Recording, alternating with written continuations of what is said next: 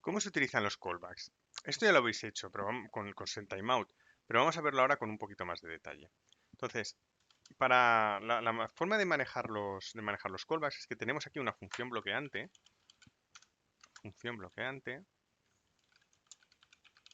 que va a realizar una operación que es bastante costosa. Entonces, a esa función bloqueante le podemos pasar una serie de parámetros, los que sea, y uno de esos parámetros va a ser el callback. Va a ser una función. ¿Ven? Recordaos que las funciones pueden admitir otras funciones como parámetros, lo hemos visto en programación funcional.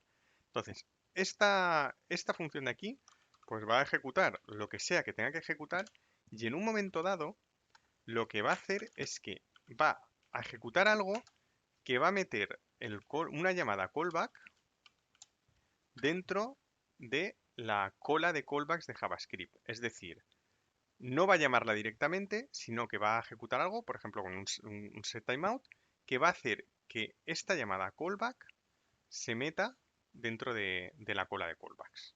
¿Ven? Pero no la va a ejecutar directamente como parte del stack. O sea, nunca vas a tener una llamada así. ¿Ven? Si es bloqueante, desde luego, si no, no. Entonces, la forma de hacerlo, la forma de trabajar con ella es que en nuestro código vamos a tener una función, por ejemplo, que hacer después del bloqueo, que puede tener parámetros o no, eso ya nos lo dirá la especificación de la función bloqueante. En determinados casos puede que esta función necesite datos y en otros casos puede que no los tenga. Entonces, hacer después del bloqueo y aquí pues console.log y haríamos lo que fuera. ¿Ven? Haríamos lo que fuera. Entonces, ahora llamaríamos a la función bloqueante, a ver, nuestra función bloqueante, y le pasaríamos lo que tiene que hacer después del bloqueo. ¿Ven? Esta es la forma de hacerlo.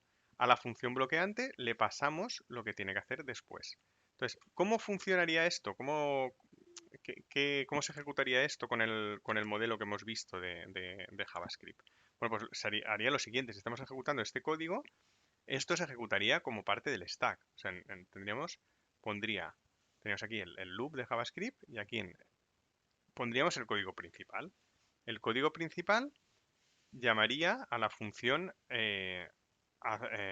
llamaría a la función bloqueante. La función bloqueante haría lo que tendría que hacer, finalizaría, llamaría a la función principal. Bueno, esta función bloqueante lo que va a hacer es que va a ejecutar un código que en algún momento va a meter algo en la cola de callback, en la cola de callbacks.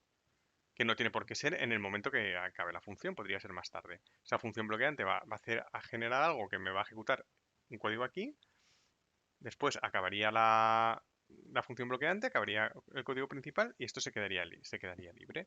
Entonces, lo que va a meter en la función bloqueante, en este código que va a haber aquí, va a ser una llamada al callback.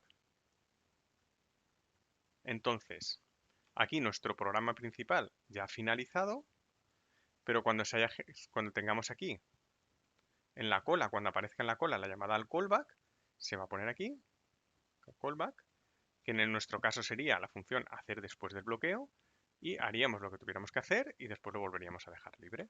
¿Bien? Entonces, nuestro código lo hemos partido en dos trozos. Tenemos un código, esto vamos a suponer que está en una librería, que no está aquí. Nuestro código lo hemos partido en dos trozos. Tenemos lo que tenemos que hacer antes, que podría ser, aquí podríamos tener cosas, y lo que se va a hacer después.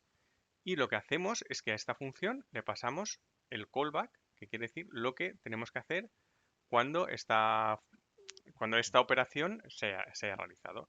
Bien, esto es lo que estabais haciendo con setTimeout. Si nosotros cogemos setTimeout, que es una función bloqueante que admite dos parámetros. Admite primero un callback, ¿bien? Sería hacer después del bloqueo, ¿bien? Y luego lo que nos admite esta función es los parámetros, ¿vale? Pues, por ejemplo, 1000 milisegundos. No tiene por qué estar en este orden. Podría ser primero 1000 milisegundos y después hacer después del bloqueo. Esto ya depende totalmente de la función. Entonces, si nosotros hacemos esto y lo ejecutamos, ¿bien? 02 callbacks, ¿bien? Pasa un segundo y se ejecuta esto de aquí. Bueno, es que no finalizado, si no, no vemos nada. Pasa un segundo y finaliza. Pero fijaos aquí, si yo le pongo un par de logs, lo que va a pasar, console.log antes del timeout y console log después del timeout. Ahora ya, con los conocimientos que tenéis ahora, deberíais de saber en qué orden se van a ejecutar las cosas. ¿Ven? Entonces, va a ser antes del timeout, después del timeout, y, ¿vale? Porque todo esto se ejecuta en el mismo bloque, estás ejecutando en el stack, y el callback va a ser esto de aquí. O sea, esto se ejecutará cuando el timeout haya pasado. Bueno, pues esta es la forma de trabajar, la forma básica de trabajar con callbacks.